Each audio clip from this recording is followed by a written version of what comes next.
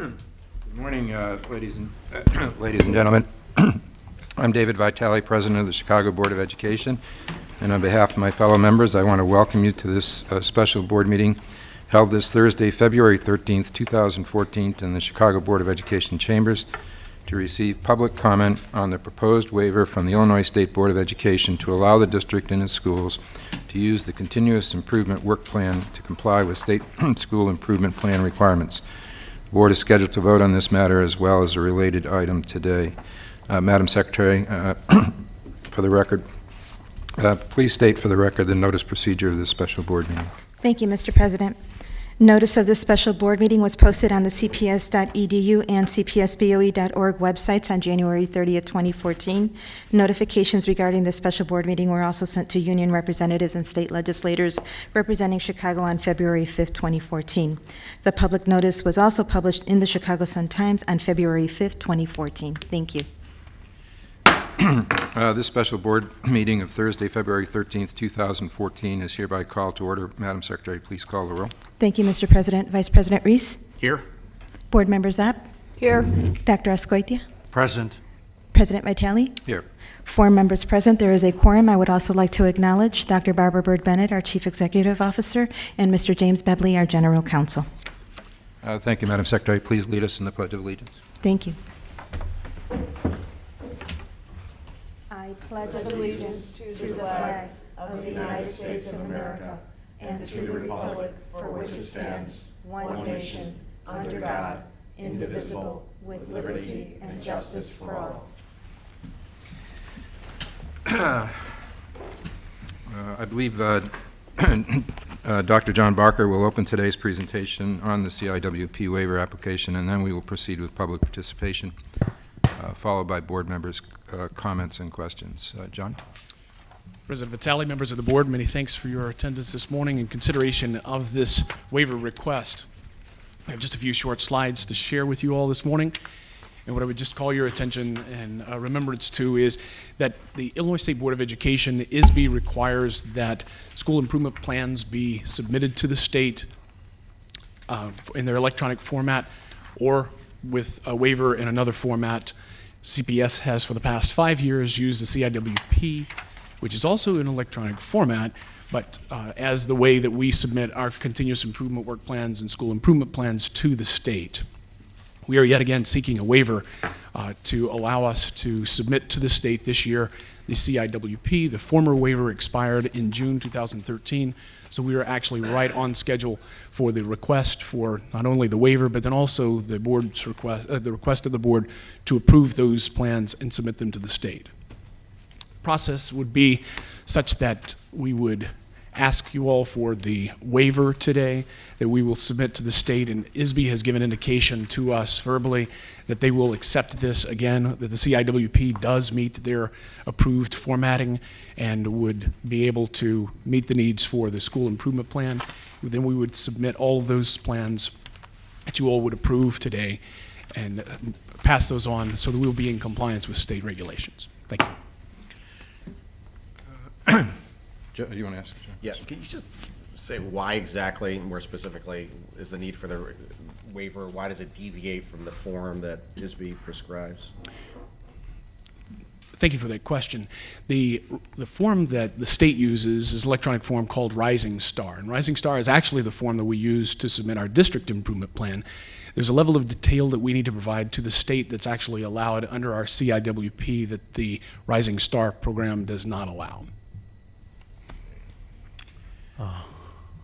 Yeah, I have a question. In terms of school plans, you know, we want to make sure that this is a live document in every school. Have you made some substantive changes to that so that everybody knows exactly, you know, what's the strategic direction for each individual school?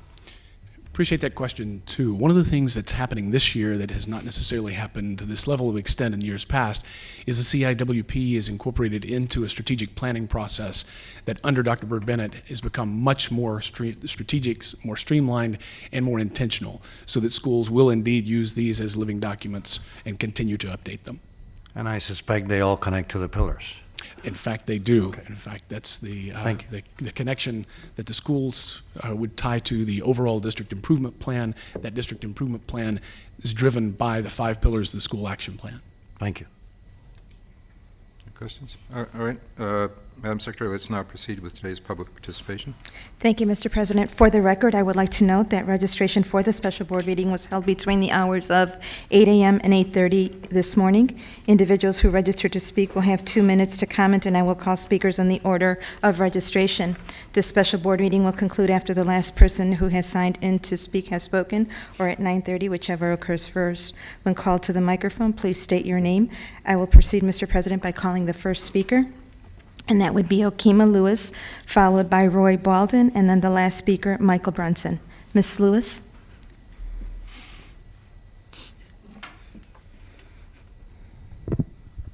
Good morning, board members. Morning. And all present. My concerns today address your agenda item EX1, which has been explained that actually it is something that has been done before, and it's regarding technical changes that would not be accepted, that would be needed under the system that CPS uses, and so I support that modification as it would apply. EX2, I do not have the same support, because in the body and language of your 140213 EX2, approve updates to the 2012-2014 continuous improvement work plans and related budgets for schools on probation and for schools with school improvement status. 1, 2, 3, 4. Your fourth paragraph addresses categories of the participants. It omits what is included in the CIWP, which is the Title I Parent Advisory Councils. While it is noted that there have been changes to that structure under your parental involvement policy for the current year, you have not omitted that status from your CIWP. It is categorically listed that the Title I Parent Advisory Council must have input, must be included, and barring any, as it would apply status, they were not included in the language. I do think that because this district, knowing that Title I PACs are not required under federal law as a descriptive body, they are included in this district as a part of the structure for your CIWP. That being said, I do have concerns for the fact that, Ms. Lewis, excuse me, can you please conclude? yes, I will. Thank you. So duly noted, I am sharing that I think that the description for this EX2 today omitted a category that is required by law and in this district by policy to be a part of the CIWP structure. Thank you, Ms. Thank Lewis. you very much. Thank you, Ms. Lewis. Our next speaker, please, Roy Baldwin.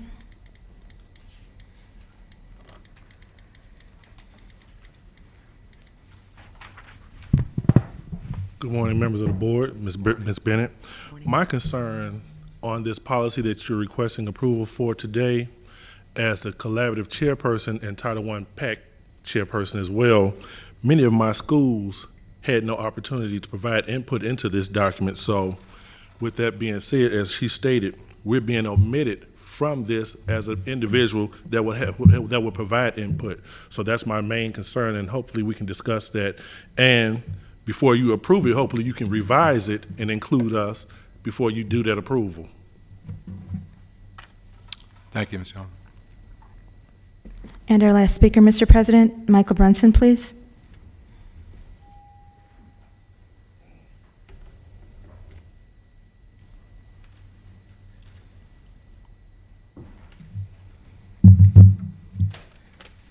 Whoa. Good afternoon, everyone. Or should I say good morning? Morning, Michael. Yeah, I just have a few questions more than comments to make right here. First of all, you know, ISB already has their format for the school improvement plan.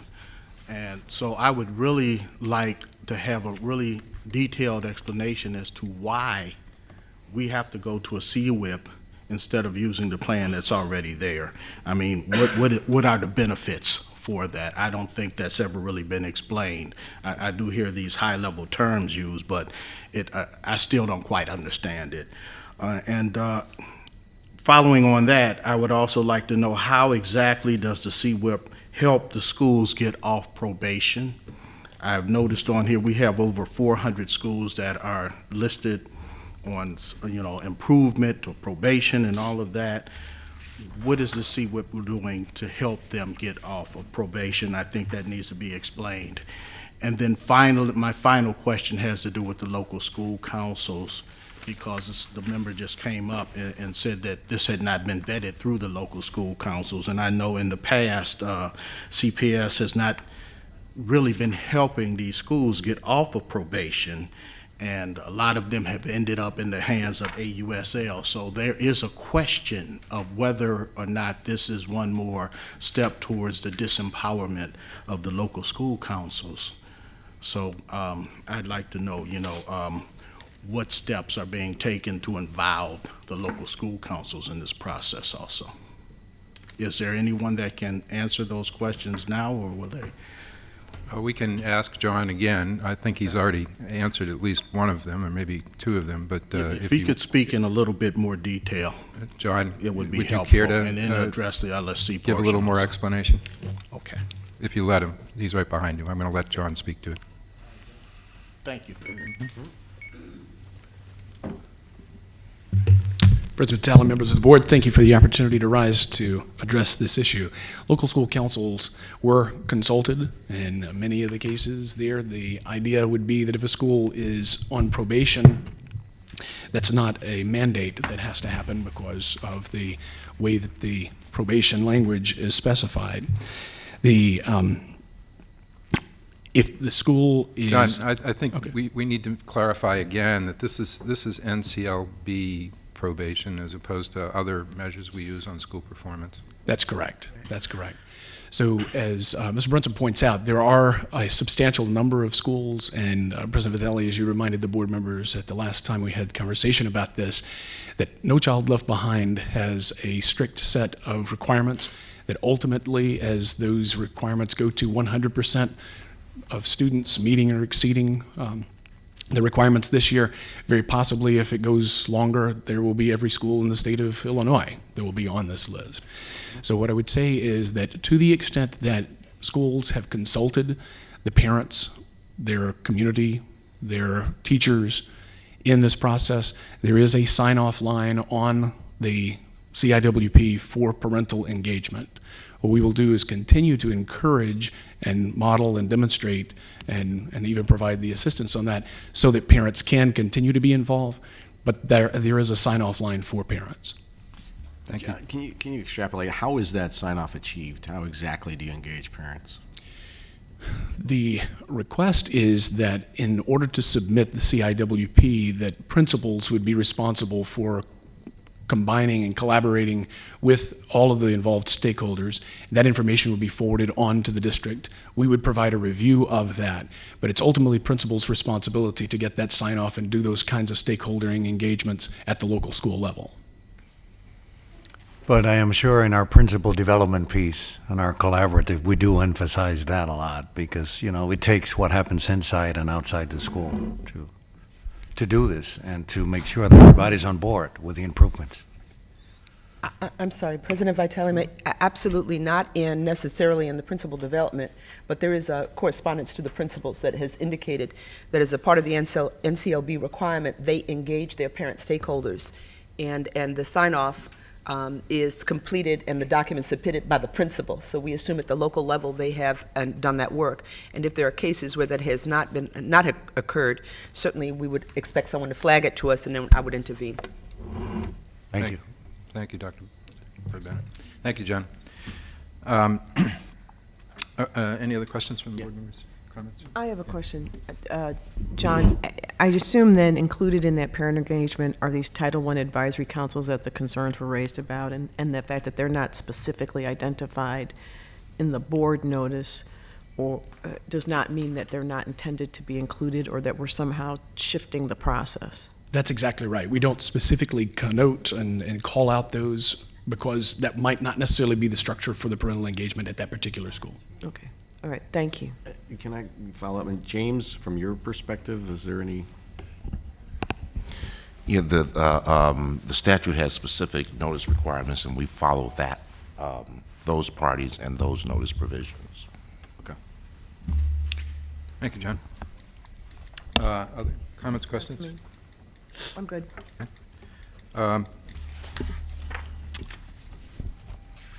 Okay. Madam Secretary, please proceed with the agenda. Thank you, Mr. President. I will proceed with the items on the public agenda and only read the board report numbers since the titles and board reports appeared on the public agenda. Mr. President, these items do require a vote, and they are EX1 and EX2. Mr. President, these items do require a vote. May I have a motion? Move approval? Second. Thank you. I will proceed with a roll call. Vice President Reese, Yes. Board Member Zapp, Yes. Dr. Escoitia, Yes. President Vitale. Yes. 4 ayes, 0 nays. Thank you, Madam Secretary.